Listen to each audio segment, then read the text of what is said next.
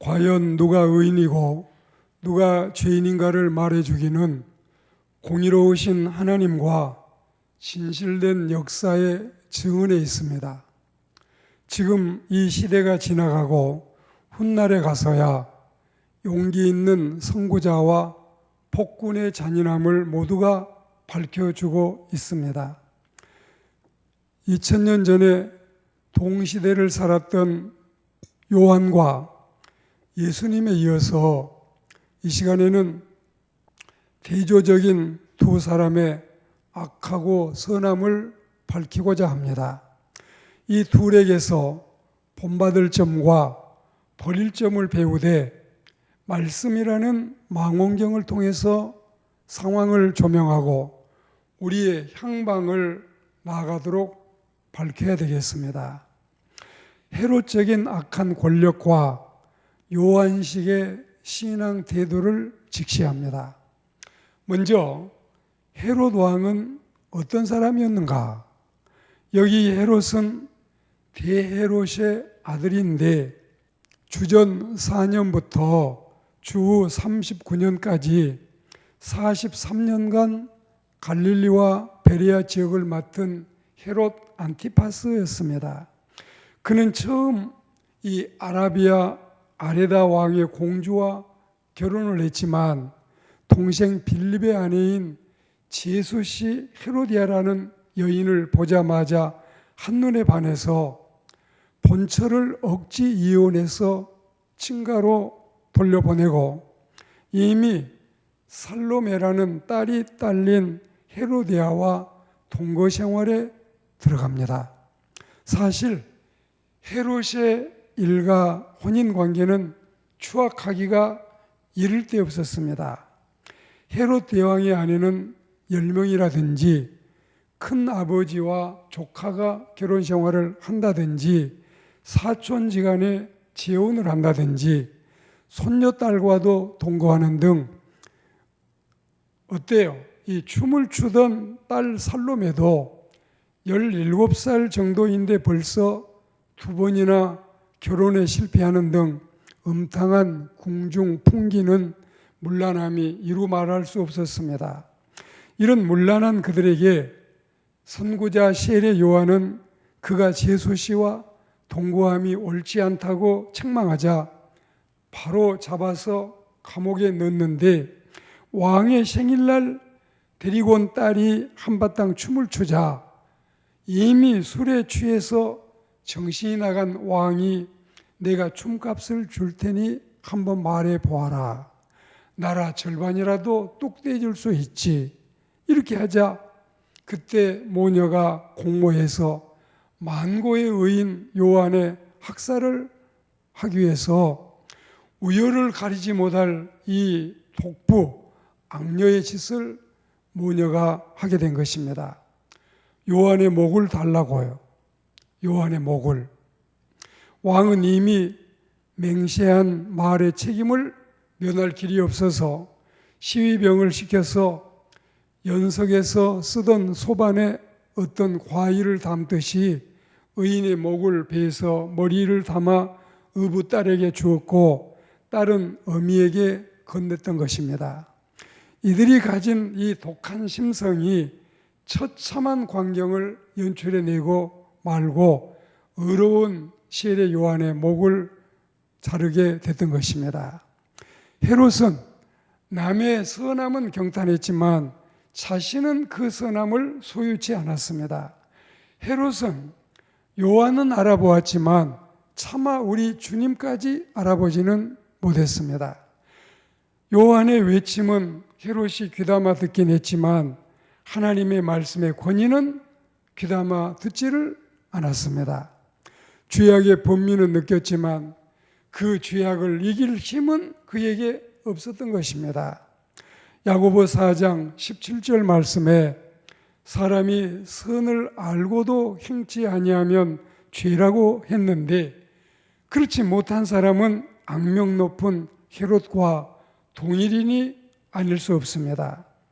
또 그가 세례 요한을 의로운 선지자로 알아보던 때가 있었다면 당연히 당대의 메시아이신 예수님도 알아보았어야 마땅한데 예수님을 몰랐던 것이 천추의 한이었습니다. 그렇지만 그는 예수님의 소문을 듣자 예수님을 요한의 유령쯤으로 알고 지나쳤던 것입니다. 요즘도 설교하는 사역자는 좋아하나 예수님은 모르는 자들이 많이 있는 것 같아요.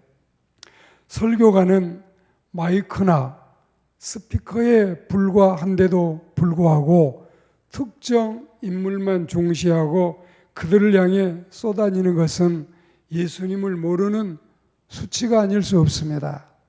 특히 이단 집단의 이런 사례들이 참 많습니다. 요한은 다만 외치는 소리일 뿐이다.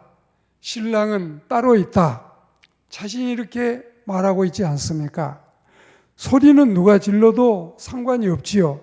신랑은 따로 있으니까요. 신랑을 좋아하지 않고 중매인을 좋아하는 것은 의외이고 우스운 일이 아닐 수 없습니다. 우편 배달부는 귀히 여기고 정작 편지를 써서 보낸 낭군을 모른 데서야 말이나 되겠습니까? 죽이면서까지 요한을 두려워하면서도 심판하실 하나님은 모르고 있네요. 참 어리석은 복군이 아닐 수 없습니다. 양심의 가책과 괴로운 번민은 사람은 다 지니고 있는데 말입니다. 전도서 8장 11절 말씀해 보시면 악한 일에 관한 징벌이 속히 실행되지 아니하므로 인생들이 악을 행하는 데에 마음이 담대하도다. 이 말씀을 새겨 들으셔요. 선행을 행하기 원하는 나에게 악이 함께 있음은 대부분의 인간의 공통 감정인데 그래도 우리는 선으로 악을 이겨내도록 해야 되겠습니다. 왕은 일시적으로 죄악의 큰 번민을 느꼈지만 의인의 목을 치고 말았습니다. 그때 헤롯이 아레다 왕과 전쟁에서 패했는데 백성들은 이게 바로 의인 요한을 죽인 직후였기 때문에 하나님께 벌을 받았다고 간주하고 그 후에 로마 황제는 그를 지옥적으로 몰고 가서 프랑스의 리옹 감옥으로 유배를 보냈던 것입니다. 이처럼 독재자의 말로는 헤롯이나 나폴레옹이나 시저나 차우셰스코나 카다피나 국내외를 물어나고 비참하게 생을 마감하기는 매 한 가지가 아니겠습니까? 제발 우리는 이런 사람들처럼 살지 말고 착하게 선하게 의롭게 살아야 되겠습니다. 남의 앞길 가로막지 말고 갑질하지 말고 모략 비방 중상 험담하지 말고 해코지하지 말고 남을 죽이는 일에 앞장서거나 가담하지 말고 남을 살리는 일에 우리의 일생을 바치는 선한 사람들이 되어야 되겠습니다. 자, 그리고 이번에는 의로운 선구자 요한을 배우도록 그리고 본받도록 말씀을 듣도록 하겠습니다. 불의를 보면 용기 있게 직언할 줄 아는 사람이 필요합니다. 나단이나 요한이나 또 우리 주님이나 엘리야나 이런 의로운 분들을 우리는 본받고 닮아가도록 해야 되겠습니다. 그분들은 의를 위해서 났지요. 그분들은 의를 위해서 살았지요. 그리고 그분들은 의롭게 죽임을 당해도 능히 감내하고 또한 승리했던 것입니다. 요한이 그러했던 것처럼 교회는 세상의 도덕적인 표준이 되고 윤리의 표상이 되고 그리고 세상의 등불과 소금이 되도록 해야 되겠습니다. 마하트마 간디가 세상의 7대 악을 말했던 것이 생각이 나시지요. 원칙이 없는 정치, 노동이 없는 부요, 양심이 없는 쾌락, 인격이 없는 교육, 그리고 도덕이 없는 상업, 인성이 없는 과학, 거기에 덧붙여 희생이 없는 종교라고 했지 않습니까? 그 중에도 마지막에 있는 7번째 희생이 없는 종교의 책임이 가장 크다고 보는 것입니다. 교회나 신앙인이 불의를 보고 참음은 세례 요한의 정신이 결코 아닙니다. 종교인이 사회학이나 구조학을 보고도 못 본 체하고 말을 하지 않는다면 이는 예수님의 모습도 아니고 세례 요한의 모습도 아니고 선지자들이나 사도들이나 누구의 길도 아닌 것이 분명합니다. 성경 어느 곳에도 악이나 불의를 보고 잠잠하라고 하시지 않습니다. 종교와 정치, 교회와 국가는 상호 존중하고 보호해야 할 관계지 어느 한쪽이 지배하고 어느 한쪽이 지배를 당하는 그런 입장은 물론 아닙니다. 교황이 법왕을 눌러서도 안 되지요. 또 왕이 교회를 제 맘대로 지시하고 간섭하고 명령하거나 신앙의 자유를 통제해서도 안 되지요. 양자는 서로가 협력이 필요합니다. 서로가 시비하고 다툼을 일으키면 그 나라와 그 교회는 물론 좋지 않지요. 그러나 세속 정치가 잘못할 때 하나님의 사람들은 이 선구자요, 의인 요한처럼 이런 면에 우리가 당당히 나설 수 있어야 되고 교회의 모범을 보여야 되는 것입니다. 그는 하나님의 말씀을 전하는 사역에 용기 있는 사람이었습니다. 그 요한은 왕이든 평민이든 동일하게 하나님의 양으로 받아들였습니다. 그는 지위 고하를 가리지 않고 잘못을 보면 지적하고 책망했습니다. 그리고 요한은 자신의 사명대로 메시아를 애우하고 메시아의 길을 여는 광야에 외치는 자의 소리가 됐던 것입니다. 종교인인 장로, 권사, 집사도 정치인이나 혹은 공무원이 되어서 일을 하며 목사, 신부도 하나님의 선지자의 입장에서 잘못을 지적할 수 있지요. 성직자가 정치인의 부정이나 사회 부패를 지적함이 정치 활동이나 정치 간섭이 아니고 하나님이 명하신 선지자의 일이요 사명이기 때문에 이것은 종교 분리의 원칙과는 또 다른 진리에 속하는 것입니다. 신부나 목사로서 또는 그리스도인으로서 지금 이 시대의 사회 악에 대해서 소외자의 권익에 대해서 약자의 보호를 위해서 외치고 도와줘야지 잠잠하고 있으면 말이나 되겠습니까? 누가복음 10장에서처럼 강도 만난 자를 피하지 말고 그 강도 만난 피해자의 이웃이 되도록 해야 되는 거지요.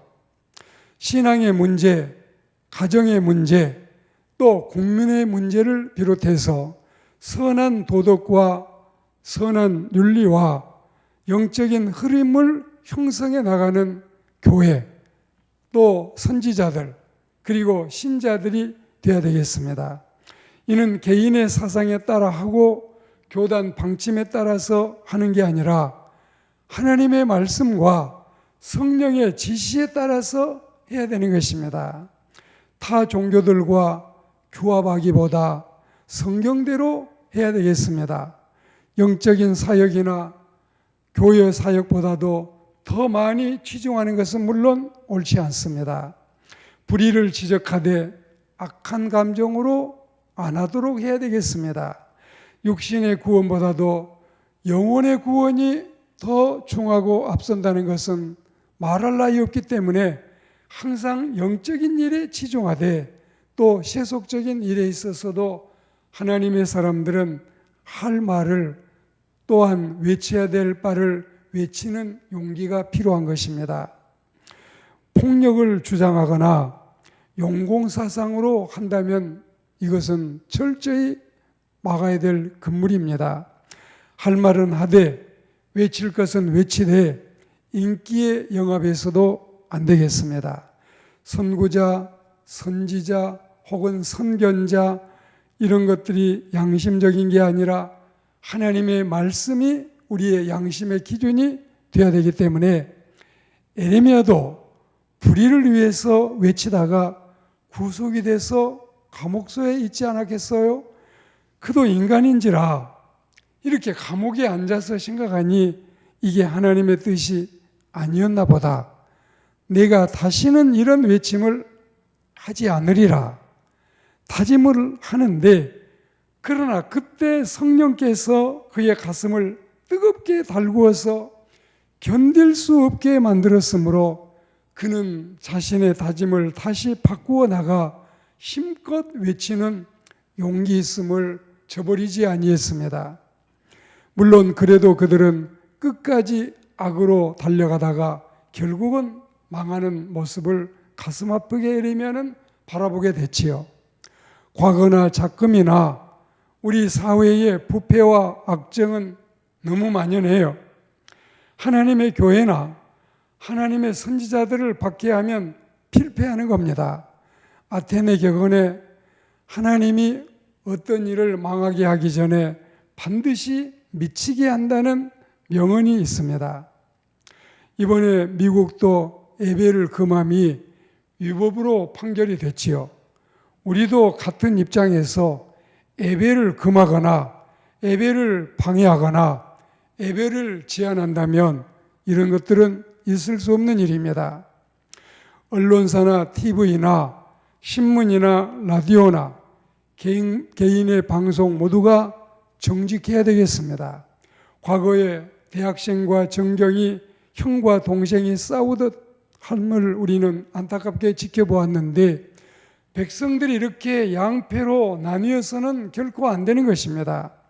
나라를 최루탄이나 닭장차나 곤봉으로 다스려서도 안 되는 겁니다. 빈민이나 철거민이나 노점상이나 비정규직 그리고 연약한 여성 근로자들을 보호함이 마땅한 것입니다. 윤리도 도덕도 상식도 질서도 없이 가는 정부가 돼서는 안 되는 것입니다. 과거처럼 성고문이나 살인사건이나 또 이 4.19, 5.18 이런 일이 다시 발생해서는 안 되는 것입니다. 정치 책임자가 독재적으로 제왕적으로 정치를 해서도 결코 안 되는 것입니다. 여러분, 우리나라는 왕정정치 제왕국가가 아니에요. 사회주의나 공산주의가 아니에요. 자유민주주의 나라입니다. 우리나라는 군주정치나 왕정시대가 아니라 민주시대입니다. 현재 모든 공직자들은 백성들이 한시적으로 위탁한 우리의 머슴이요 우리의 일꾼들입니다. 민주주의는 백성이 바로 주인이라는 뜻이 아니겠어요? 대통령은 국민의 상머슴이고 장관과 차관과 국회의원 등은 중머슴이고 또 다른 일반 공무원들은 작은 머슴이니까 이들은 모두가 다 우리가 주인이라는 사실을 알고 일을 해야 되고, 또 백성들은 하인이 아니라 이와 반대로 주인이라는 마음을 이런 정치인들이나 공무원들이 가져야 되겠습니다. 백성된 주인들, 주인된 백성들이 그들을 부리고 그들에게 급료를 지급하는 겁니다. 백성은 물과 같고 왕은 배와 같을지라도 무린 백성이 배를 자처하는 왕을 뒤엎고 폐위시킬 수도 있습니다. 헤롯 왕은 마침내 쫓겨났고 의인 요한은 청사의 길이 빛나게 됐습니다.